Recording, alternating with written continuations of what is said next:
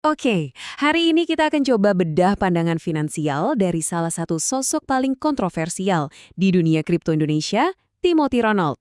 Siap-siap ya, karena apa yang akan kita bahas ini mungkin bakal menantang semua yang pernah Anda pelajari soal uang. Timothy Ronald itu orangnya to the point banget. Dia nggak pakai basa-basi, langsung nembak dengan pertanyaan yang mungkin, ya kita semua coba hindari. Kenapa kamu masih miskin? Menurut dia, jawabannya itu bukan di luar sana, bukan soal kesempatan, tapi ada di dalam kepala kita sendiri. Dengerin baik-baik, bukan kurangnya kesempatan, bukan nasib jelek, hambatan terbesar kita buat jadi kaya menurut dia cuma satu hal, arogansi. Terus, apa sih yang dia maksud dengan pola pikir kemiskinan ini? Nah, dia membaginya jadi 3 komponen utama, yang tanpa sadar mungkin lagi ngehambat kita semua. Dan coba lihat pembagian ini. Ini gila sih. Menurut Timothy, 80% akar masalahnya itu adalah arogansi. Perasaan sok tahu yang bikin kita nutup diri dari hal-hal baru. Sementara kebodohan sama kemalasan itu cuma remah-remahnya aja. Jadi masalahnya bukan kita nggak mau kerja keras, tapi kita ngerasa udah paling pinter. Nah, arogansi inilah yang menurut dia bikin kita terjebak di sistem yang sebenarnya udah ketinggalan zaman.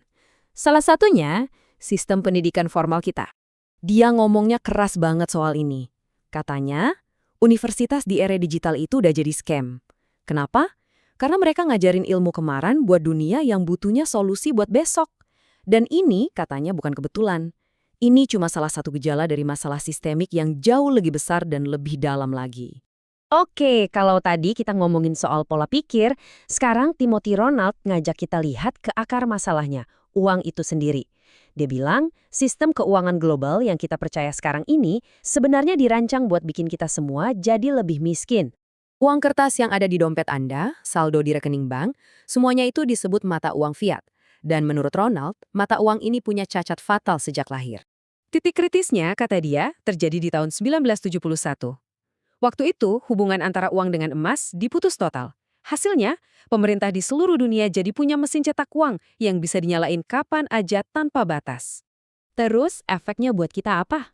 Gampangnya gini, setiap kali pemerintah nyetak uang baru, nilai uang yang udah kita pegang itu jadi turun. Ronald ngitung secara diam-diam, daya beli kita tuh terkikis sekitar 11% setiap tahun. Ini kayak ada pencuri nggak kelihatan yang terus-terusan ngambilin uang dari tabungan kita.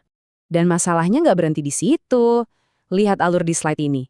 Lewat sistem perbankan yang ada sekarang, bank itu bisa secara ajaib menciptakan uang baru dari utang. Jadi, setiap rupiah yang kita setor, itu digandakan berkali-kali, ngebanjirin pasar dengan lebih banyak uang, yang ujung-ujungnya bikin tabungan kita makin nggak ada harganya. Oke, kalau sistem lama udah bobrok, terus gimana? Buat Ronald, jawabannya cuma satu, teknologi. Ini adalah kekuatan yang lagi nubah dunia. Kita bisa ikut naik gelombangnya, atau ya siap-siap aja ketelan. Dia pakai analogi yang keren banget. Coba bayangin, kereta kuda. Selama hampir 2000 tahun, kuda itu jadi raja jalanan. Kayaknya nggak mungkin tergantikan. Pas mobil datang, cuma dalam 10 tahun, kuda langsung pensiun dari jalanan. 10 tahun, itulah kecepatan teknologi. Dia nggak peduli kita siap atau nggak. Dan gelombang yang datang sekarang, menurut dia, jauh lebih dahsyat. Dia nunjuk AI dan kripto sebagai 2 tsunami yang bakal merombak total semua industri, dari cara kita bertani sampai cara kita nabung. Jadi, di tengah sistem yang mau runtuh dan badai teknologi yang segeda ini, gimana cara kita bertahan? Jawabannya Ronald cuma satu, dan gak bisa ditawar. Bitcoin. Nah, slide ini ngerangkum argumen utamanya. Bitcoin itu kebalikan total dari uang biasa. Dasarnya bukan kepercayaan sama politisi atau pemerintah, tapi kepastian matematis. Kode yang nggak bisa diubah atau diotak-atik sama siapapun. Karena jumlahnya terbatas dan nggak bisa dicetak sesuka hati, Bitcoin ini dalam kata-katanya adalah uang sempurna. Cara terbaik buat nyimpan nilai dari kerja keras kita, biar nggak kemakan inflasi. Dan kalau kita lihat sejarahnya, angkanya emang bicara sendiri.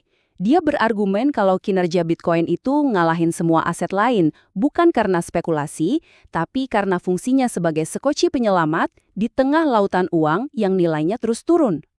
Dan ini bukan cuma teori buat dia beneran all in. Dia ngaku kalau 95% dari total kekayaannya itu ada di Bitcoin. Ini sih udah bukan percaya lagi, ini keyakinan level maksimal. Jadi, setelah dengerin semua pandangan dunia Timothy Ronald yang subradikal ini, apa sih inti pesan yang bisa kita bawa pulang? Kutipan ini menurut saya adalah kuncinya. Ini bukan soal ngejar kaya raya dalam semalam. Ini soal gimana caranya kita berhenti jadi makin miskin setiap tahunnya. Ini soal pertahanan diri secara finansial. Pada akhirnya, dia ninggalin kita semua dengan satu pilihan yang sangat jelas. Perubahan besar lagi terjadi, suka atau nggak suka. Pertanyaannya sekarang bukan lagi apakah sistemnya bakal berubah, tapi di mana posisi kita nanti. Ikut ngebangun masa depan atau cuma jadi penonton yang ketinggalan zaman.